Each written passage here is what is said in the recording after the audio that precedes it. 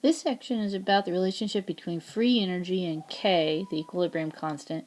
Now we've already said that if a reaction is spontaneous, that means free energy is negative. That means the reaction is very easily going to move to the product. So its value for K is going to be greater than 1. It's going to be large because it tends to favor the right.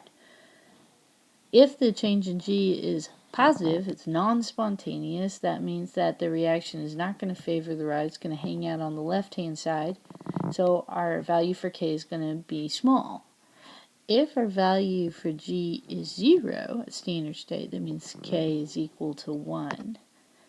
Now, the mathematical relationship between delta G and K is this equation right here, and this is a really important equation you need to make sure that you have memorized.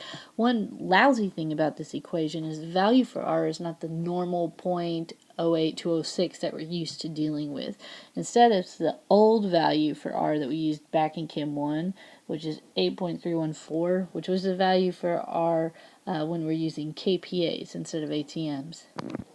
Now there's another equation that's not listed here that probably should have been. That is the equation that relates delta G at standard state with delta G at other states. Remember that standard state is when you have something at 1 atm and 25 degrees Celsius. So if you're at states other than standard, you can use this equation to figure out what delta G is for those other than standard states. Here Q is just your initial values for your concentrations or pressures depending on what you're dealing with. Another thing to know is that there is a second way to write this exact same equation. If I manipulate this equation around a little bit, I get this equation here. And these two are the exact same equation. They're exactly the same. They're just manipulated, written out a little bit differently. So don't freak out if you see this instead of this. They're the same thing.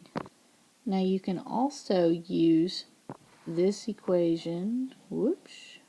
There we go. This equation interchangeably with this equation, since both of them are equal to delta G at standard state. And so there are multiple ways that you may see these written out. Another relationship that's kind of interesting, if you take this equation, manipulate around a little bit, you find that ln K is proportional to the inverse of your Kelvin temperature. So let's take a look at an example problem here. We have the Haber process, which is the same process that we saw in our last example in the last section. And it gives us some partial pressures for our gases, which we can use to find Q. And it wants us to calculate delta G at 298 K.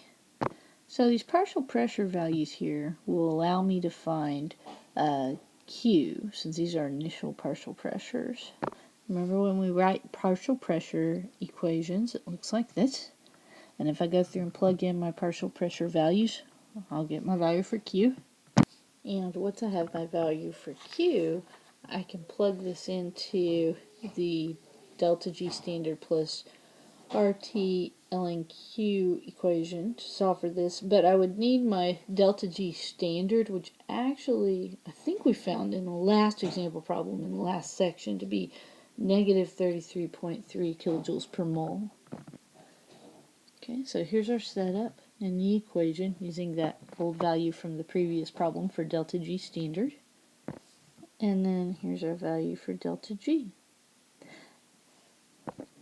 Now this next example problem you are going to see much more often, where it gives you delta G standard, asks you to find K, or it gives you K and asks you to find delta G standard. This is a very common type of question, and you need to be able to solve it. So here's our little magic equation that allows us to do this.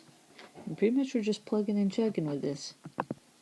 So here's my equation with my setup. Here I am solving for ln K.